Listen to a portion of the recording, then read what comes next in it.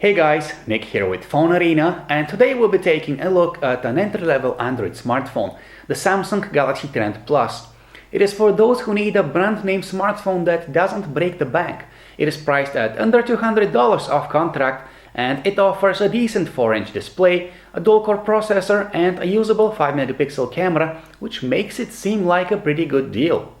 Well, we've been testing the phone for a while now, and we can say that while the Galaxy Trend Plus is a nice phone overall, it does have its flaws. Let's check it out. First, a few words about its design. The Samsung Galaxy Trend Plus looks very similar to many of the company's previous handsets. It is made of plastic and it fits nicely in the hand thanks to its curvy shape. However, the handset does feel pretty cheap. The backplate has a non-glossy finish, so it doesn't collect fingerprints.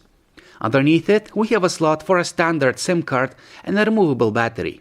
The microSD card slot on the Galaxy Trend Plus is located on its right side, protected by a removable cover. There's a 3.5mm headphone jack on its top, and the microUSB port is on its bottom. The physical buttons on the Samsung Galaxy Trend Plus are well exposed and easy to reach. Below the screen we have a large clicky home key, which takes us to our home screen. On its left and right side respectively are located capacitive buttons for the menu and back functions. Considering the low cost of the Samsung Galaxy Trend Plus, we're delighted to see that it sports a pretty good looking LCD display. It measures 4 inches in diagonal, and its resolution of 480 by 800 pixels gives us an acceptable pixel density of around 233 ppi. Colors displayed on it are vivid even when viewed at an angle. We can confirm that the display is bright enough to be used comfortably outdoors. One drawback, however, is that it cannot adjust its brightness automatically, so the user has to do that manually. Samsung is shipping the Galaxy Trend Plus with Android 4.2.2 out of the box, and the company's custom user interface known as TouchWiz has been layered on top of it. That brings a number of handy features, like the option to have shortcuts on the lock screen and to switch settings using the newly added toggles in the notification panel.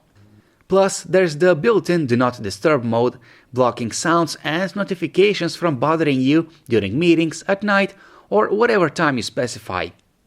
However, this particular build of TouchWiz lacks many of the extra apps found on the Galaxy S4, for example. So there's no S-Health, no Group Play, no S-Translator, and no S-Voice functionality. The on-screen keyboard on the Samsung Galaxy Trend Plus is more accurate than it seems. We could enter text single-handedly at moderate speeds after a few minutes of practice and getting used to its size and layout. But still, many users will find the phone's keyboard a bit smallish for their needs. The Samsung Galaxy Trend Plus is powered by a 1.2 GHz dual-core processor as part of a system-on-chip made by Broadcom. You also get 768 MB of RAM.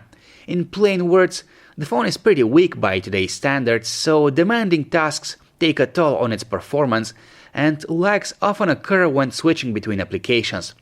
Casual games will run on the Galaxy Trend Plus, but many of the newer titles may be choppy or unplayable. There are 4 GB of storage space on the Galaxy Trend Plus, and only 2.2 GB of them are user available. Chances are you'll run out of space in no time, so using a microSD card with this device is highly recommended. Fortunately, the Samsung Galaxy Trend Plus is fast enough to let us do some light web browsing, checking the news, looking up things on Wikipedia, stuff like that. The stock web browser renders pages relatively quickly once they are fully loaded.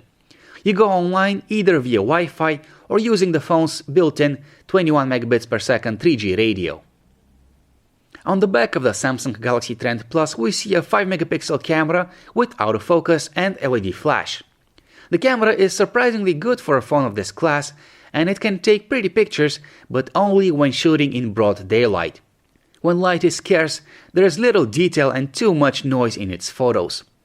As for the quality of its video recordings, footage is grainy and low on detail. Indoor and low-light videos are barely usable.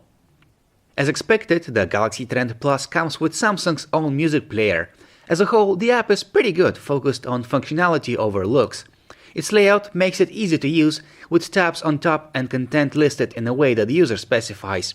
The mandatory lock screen controls and home screen widget are present as well. The Galaxy Trend Plus fails to impress with its single loudspeaker located on its back. Its output is undistorted, but weak even at the maximum volume level.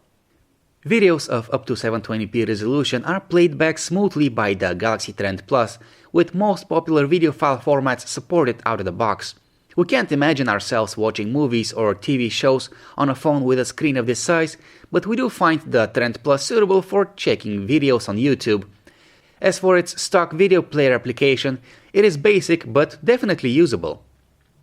Phone calls sound great through the earpiece of the Samsung Galaxy Trend Plus, with natural voice tones emitted at high volume levels. The microphone performs just as well, capturing our voice naturally and delivering it undistorted on the other side of the line. Lifting the back cover of the Samsung Galaxy Trend Plus reveals a removable battery with a capacity of 1500 mAh.